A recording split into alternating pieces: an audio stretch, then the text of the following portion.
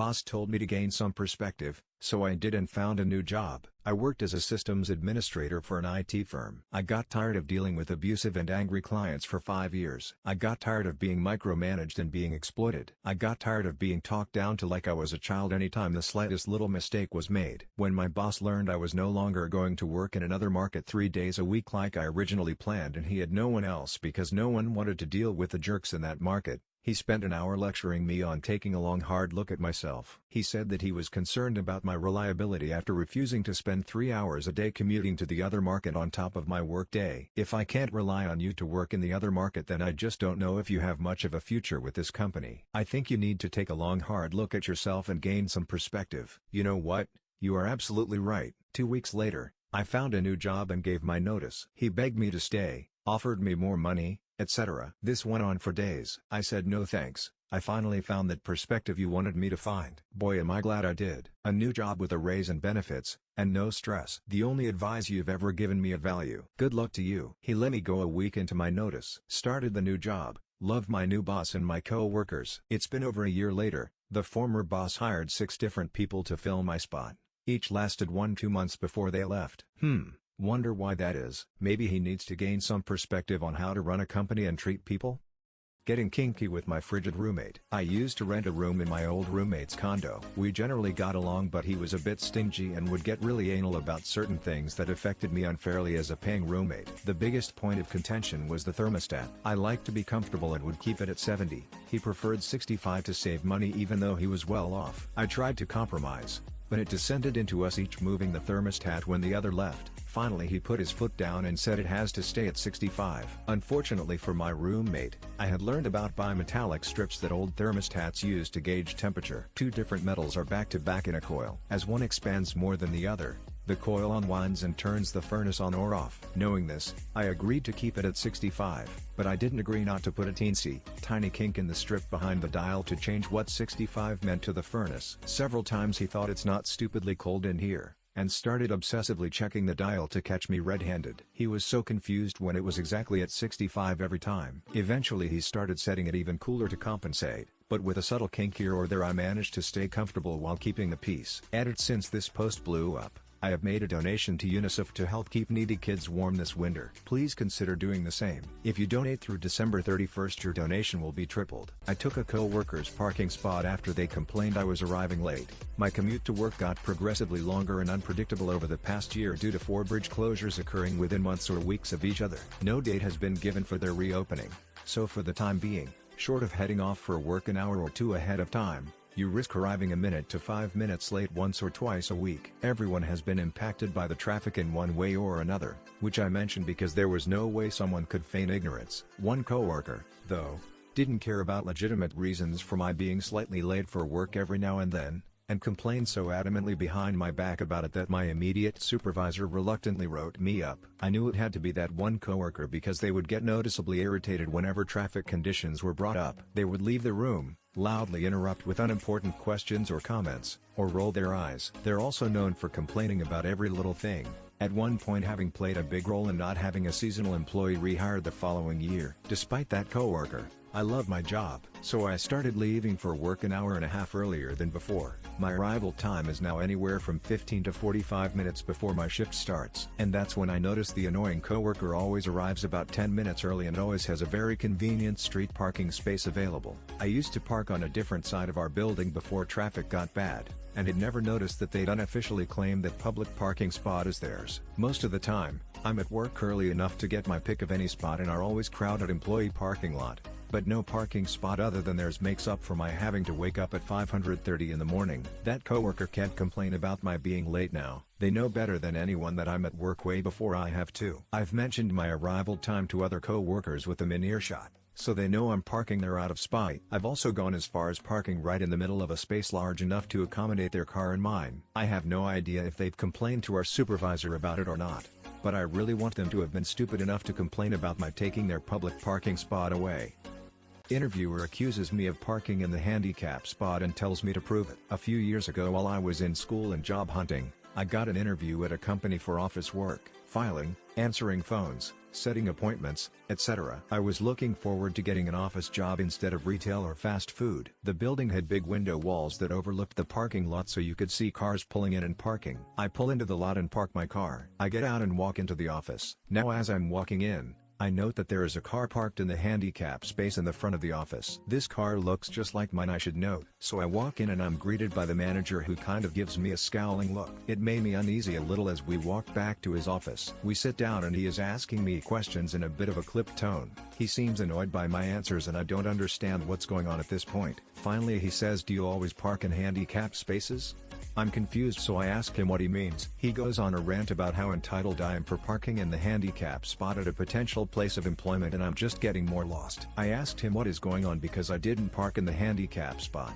I'm parked in the lot. He argues with me and says he watched my car pull in and saw me park there. I again told him that I didn't park in a handicap spot, but the car that I walked by in that spot looked similar to my car. He says that he knows that he saw me park and get out of the car. At this point I'm over the whole interview. I knew this would be a clusterfuck of a place to work for if this is the guy managing it. Then he goes a step further and says, "Prove it." I grab my purse and get my keys out. I don't even bother waiting for him and just leave the office. He's jogging after me and hurried outside to stand and wait. His face went from smug arrogance to Pikachu real quick as I walked past the car in the handicap spot. He asked me where I was going as I walked over to my car. Then I turned around and made eye contact as I hit the button on my keys to unlock it, and got in. He was starting to walk over to me, calling out that he was sorry about the misunderstanding, but I just put the car in reverse and left. I didn't even make eye contact with him as I drove away. ETA, this was my second interview, so the manager knows what I and my car look like. I don't know why he said he saw me. I'm assuming it was a lie to get me to admit I did it. I've pondered this many a night, trust me. My new catchphrase is "not my job." So I got turned down for a promotion recently. I was told that I get distracted too easily and don't focus on my job. I got told that I need to stop trying to run in to be a hero if I ever want to be considered for a promotion. I was told that I need to work as directed. So for context, I have been doing my boss's work for him. When things at work get backed up, I will jump in to get things back in order quickly. My job has fairly specific jobs where we aren't supposed to change positions and we are to work as directed. I have gone to help out those outside of my job repeatedly since being hired. My direct supervisor and manager loves it when I go to help out. Well, that all stopped now. I even had the big boss try to tell me to help out a section that's outside my job description. My new catchphrase is "not my job." I had the bosses tell me that I am to do as instructed. I instead go to the union and get paid an extra to work in a different section. This has been the new trend for the past couple months. And today it all hit ahead. They have only one person in receiving for a 4-man crew. I work outbound. They cannot force me to work receiving based on the contract. Now the bosses are working in there and grievances being filed. The bosses have stopped working and receiving is completely backed up. I just had my manager come and beg me to help. I told him not my job. I need to remain focused on my job and not try to be a hero. Work has ground to a halt and the steward is demanding triple rate for anyone moved to receiving since management decided to work. Let's see how this goes. No abbreviations whatsoever? Okay, no problem. Recently, my quality assurance has handed down a new policy that we are not to use any abbreviations in our call notes whatsoever. Shorthand is not permitted. I work in a call center taking information for admissions of new medical clients, so the people reading my charts notes will be medical professionals. The only abbreviations used are those commonly known in the practice, such as IOP, intensive outpatient, ASAP, who doesn't know this? Etc. Come on now. So I have adopted their rule to the letter. I wrote every single thing out that would typically be abbreviated. Sometimes the notes require that times be recorded. Example, I set the callback expectation for by 10 a.m. In my most recent scoring. I was marked off for using spelling errors in notes. When I requested a review of my score, my supervisor advised me that writing anti-meridium was what caused me to lose points. I kindly cited the new rule that requires no abbreviations be used. My supervisor stated that he had never heard the term anti-meridium before. I explained what it meant, being the long form of the term AM. My score was amended to reflect no error was made. No refunds once you've stepped out of the store? Fine, I won't step out of the store. This happens in a large store in a European country. When you purchase something from them, and for any reason want to return the item, their policy is that they never give money back. They only give you a voucher redeemable same day only. I went to the store today and purchased quite a long list of items. I got home, my wife looks at them and says that we don't need some of them. I go back to the store, Barely 20 minutes pass. The returns manager smiles at me as I tell her I just purchased these and would like to return them. She tells me that I stepped out of the store so she can't refund. Only give me a voucher and I must buy something else. I'd already bought everything I needed. Then she tells me to take the products home and keep them for the next time I would need to buy something. Then I can come and get the voucher and redeem it. Imagine keeping a pair of shoes and a bowl and remember to bring them with you the next time you happen to need something. I tried to reason, but she was adamant those are the rules. You stepped out of the store, you don't get a refund. And then it clicked. I asked, so if someone wants to return an item without leaving the store, they get the money back? Yes. You see where this is heading. Malicious compliance kicking in. I ask to return the items and get the voucher. I take the voucher, get inside the store, find a product to exactly same amount, buy it with the voucher. Right after the cashier, there's the returns manager. Straight from the cashier I go to her, hand her that random product I just bought and say I would like to return this, I don't want it. And I never left the store. She is looking at me with barely contained rage in her eyes. I kid you not. The awkward pause was getting longer. And then her manager comes along, looks at us and I smile at him and say I never left the store and I would like to get a refund for this please. He nods, silent and not looking at me. She proceeds to refund me the money in cash. Company policy, right? Not 5 minutes early, but 10 minutes it cost them a fortune. The 5-minute early post reminded me of a story that happened to a friend of mine. Let's call him Bobby. Bobby was a CNC machinist, a good one, and the only one. The company he worked for made an intricate product, and his CNC part was crucial. The rest of the product bolted onto it. The finished product sold for tens of thousands of dollars. It took 3 hours to make this piece. Bobby would make 3 a day. He'd make one in the morning, take his coffee break, then make another, and take his lunch break. That ate up about 6.75 hours. He'd stay late to make the third part, and make 2 hours OT. His new foreman turned out to be more than a bit of a jerk. He'd try to get Bobby to do other tasks, and Bobby said no, as he needed to monitor the CNC machine during all stages of the cycle. Foreman bitched to the plant manager, who told him to back off and leave Bobby alone. One day there was a bad snowstorm, and Bobby was 10 minutes late. The foreman was there to greet him at the time clock, with a shit-eating grin on his face, holding a demerit slip.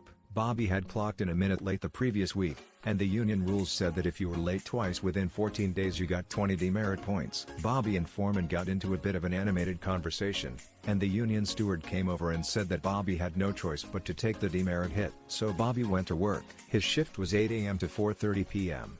But he usually stayed until 6:30 to finish the last part. Not today. At 4:30 he shut the machine down and headed for the door. The next morning, foreman comes over and says that the assembly team is short a part. Yeah, I know. I'm working on it right now. It'll be done in 2 hours. But they need 3 a day. Why didn't you make 3 of them yesterday? Because my shift is over at 4:30, and I went home. What? You stay every night until the third part is finished? Bobby pulled the demerit slip out of his shirt pocket, looked foreman in the eye, and said, not anymore. Bobby had done the math. Every week, instead of getting 15 parts, they were getting 10 or 11. Foreman tried to sweep it under the rug, but within a few days chaos ensued. The assemblers had no core part, and their team went to the plant manager to let him know that production was falling. The assemblers got to hang around yakking while they waited for the next CNC part to arrive. Eventually, there was a meeting with plant manager, foreman, union steward, and Bobby. Foreman tried to throw Bobby under the bus saying that he refused overtime. Union steward pointed out that, as per the contract, mandatory overtime was only in case of emergencies, and this wasn't an emergency. Bobby had every right to decline the OT. Foreman lost his temper, started yelling at Bobby and union steward, and was asked to leave the meeting. Plant manager knew he was screwed, and looked at Bobby and asked, "What's it going to take to get you to work the overtime?" Bobby smiled, and replied, "As long as foreman is my supervisor, I won't be working a minute of OT." And that was the last anyone saw foreman. By sticking to the contract, Bobby cost the company a handful of parts worth many thousands of dollars, and put the company into a position where their lowered production would cost them even perpetuity. Bobby worked a couple of Saturdays to catch up, and made double time for those shifts. They hired a new foreman, who was explicitly instructed, do not, under any circumstances, fuck with Bobby. Not overtime without manager approval. Okay, it was mid-May 2002. If that seems oddly specific, it'll be clear soon. I am 22 was working for a certain US Walmart or Mart-based retail chain with a smiley face for a logo at the time. I was a sales associate who worked evening shift. In retail they are very clear about not being late, so I always clocked in 5-10 minutes early and you can't go home until the manager gives the say-so, as we had to clean up the store after close. Add in that hour-long lunches are too long, and I'd often take 40 minutes and then clock back in. This led to my working 9 to 10 hour shifts when only scheduled for 8. This was the norm, and for the most part no one cared. It's also important to know that this store vacillated between overtime for everyone when needed to OMG no overtime guys, knock it off. This was one of those no overtime windows, and we were told no OT without manager approval. Cue the MC. May 2002, for those that don't remember or weren't alive for it, was the premiere of Star Wars Episode 2. This was a big deal to my nerdy Star Wars loving mind. But management, or really their heartless scheduling program that I'm convinced spat out schedules without human interaction, scheduled me for that Friday. I was going to miss. No, I was not. I'd already had 4 shifts that week, which means when I showed up for my 2:10 p.m. shift I had already worked about 36.5 hours. And no overtime meant that I had to leave before I hit 40 hours so as not to accrue any OT. I checked my hours when I clocked in, did some math on a piece of scrap paper in the sporting goods department, and calculated exactly how long I had to stay. Then, with only minutes to go, I didn't see a manager to ask for OT. They were often in the back or front end, rarely in the middle store where I worked. So I marched to the time clock and punched out. I gave my keys to a confused coworker saying I had hit 40. Go to talk to Tony, he suggested. Tony is not a pseudonym, I just don't remember their names 20 years later. Thus, leaving around 5:30ish, I had plenty of time for a 7 p.m. show. It was great. On my next shift, Tony asked why I left early. I said that I had hit 40 hours and had to leave. You should have asked a manager to stay. It took all my willpower not to say that I didn't want to stay, but I'm sure my early 20s just above minimum wage body language betrayed me. I said something to the effect of "I'll look harder next time," that neither of us believed, and that was that.